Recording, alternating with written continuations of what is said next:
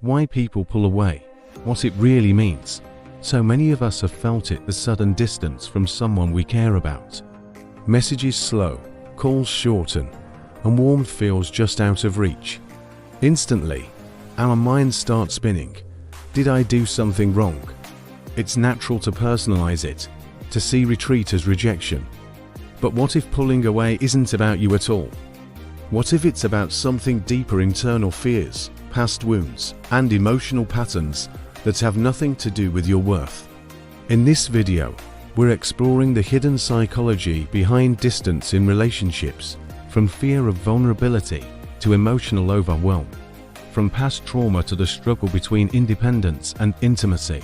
We'll uncover why people pull away and what it really means. By understanding the motivations behind retreat, you can approach love with clarity, empathy, and perspective. Let's dive into the complex, intimate, and often misunderstood dynamics of why people create distance and how you can navigate it without self-blame. Reason 1. It's not always about you. The real reasons people create distance. There's a quiet panic that sets in when someone starts to pull away.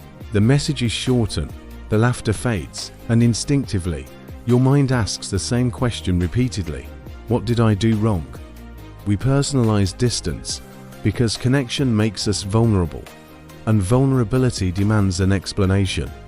But distance is rarely a reflection of your worth.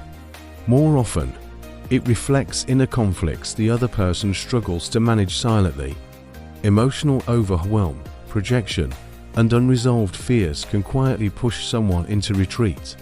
They aren't rejecting you, they're navigating their own emotional turbulence. When someone needs space, it isn't because of a failing on your part. It's a coping mechanism, a temporary shelter to process what's happening inside them. Why do we assume distance is about us? Because self-blame is easier than uncertainty.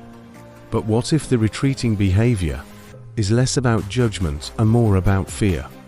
What if their withdrawal isn't a reflection of your value, but a reflection of their inner struggle? Reason 2. Fear, not disinterest. What withdrawal often signals. It's confusing when someone pulls away just as intimacy deepens. The timing feels almost cruel, the laughter flows, the connection sparks, and suddenly, they retreat. It's tempting to label it as disinterest, but more often, withdrawal is a fear response, not a loss of attraction. Being truly seen is risky. Vulnerability exposes a person to judgment, abandonment, or emotional pain. For some, closeness triggers these fears, activating old patterns. Their retreat isn't about caring less, it's about managing the discomfort of exposure. Fear of vulnerability, emotional intensity, and attachment anxiety often push people into distance before they can even process their feelings. Why does closeness sometimes scare people? Because intimacy requires trust, honesty, and presence, and for someone conditioned by past hurt, that feels unsafe. Could their retreat be a sign of fear rather than disinterest? What happens when love feels risky instead of comforting? That's the invisible tug of war behind distance. Reason 3. When closeness feels unsafe.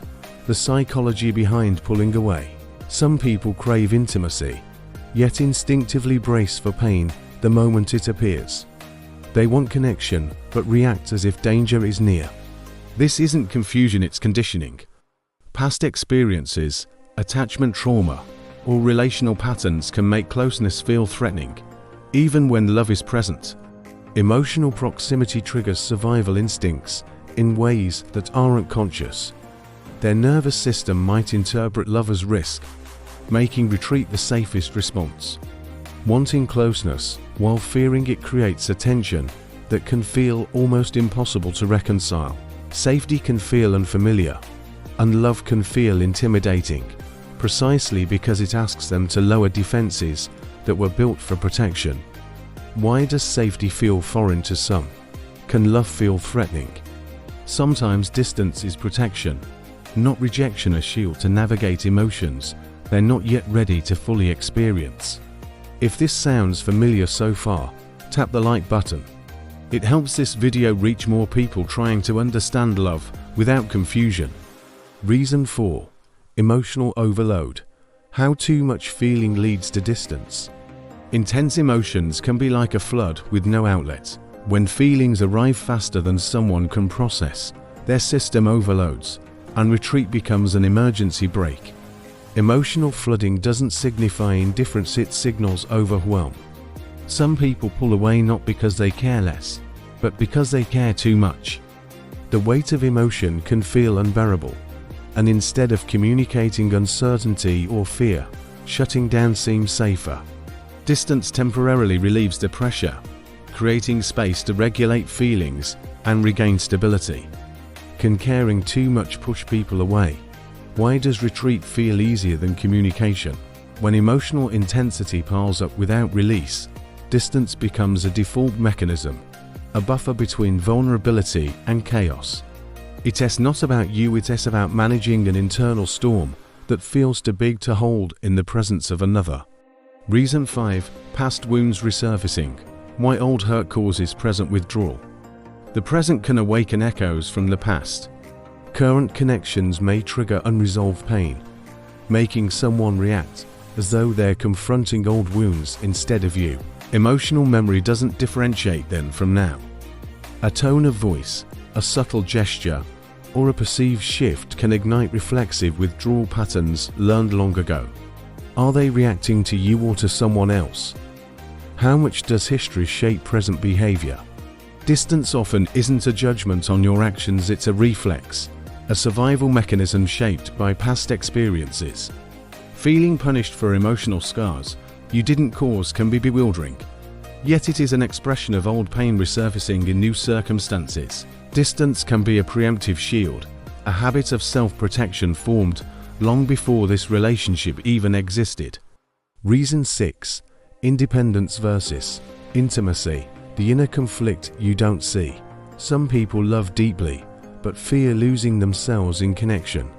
Intimacy can feel like surrender, threatening autonomy, identity, or selfhood. They pull away not to reject you, but to preserve themselves, to breathe in a way that keeps emotional equilibrium intact. This inner conflict is often invisible to their partner. Love is desired, yet perceived as a risk. Emotional closeness can trigger anxiety because it threatens stability and independence. Pulling away becomes a strategy for balance, a pause rather than a repudiation.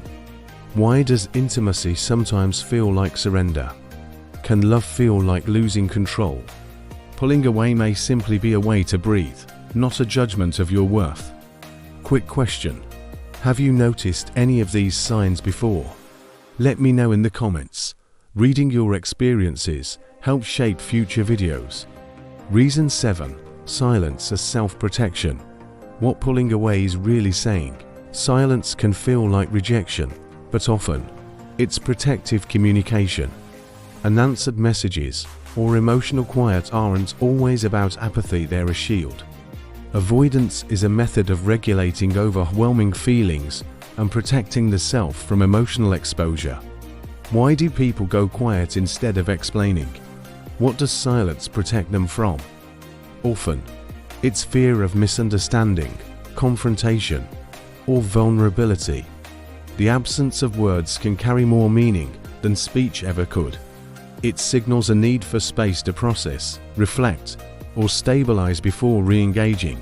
Sometimes, what is unsaid speaks volumes more than any explanation ever could. Silence is a subtle form of communication, one that signals preservation rather than indifference. Reason 8. They like you. And that's the problem paradoxically. Attraction can heighten fear rather than comfort.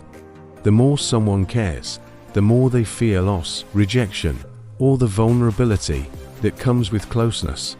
Desire raises emotional stakes, and high stakes can trigger retreat. Being pushed away precisely because you matter is confusing, but it makes sense psychologically. Attachment fears, fear of change, and fear of dependency can all make someone step back, even as their feelings deepen.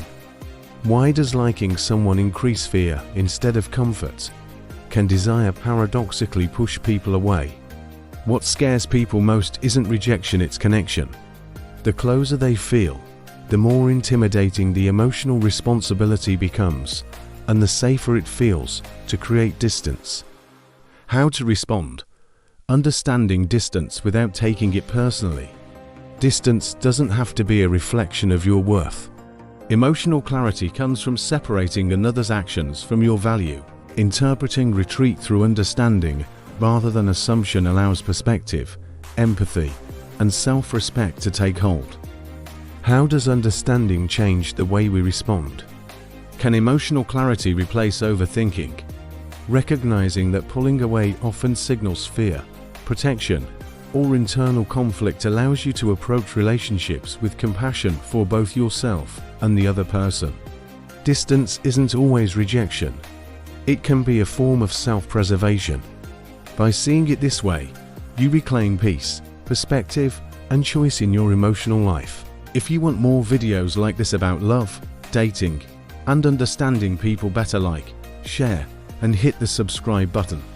Let's make love simple, one lesson at a time.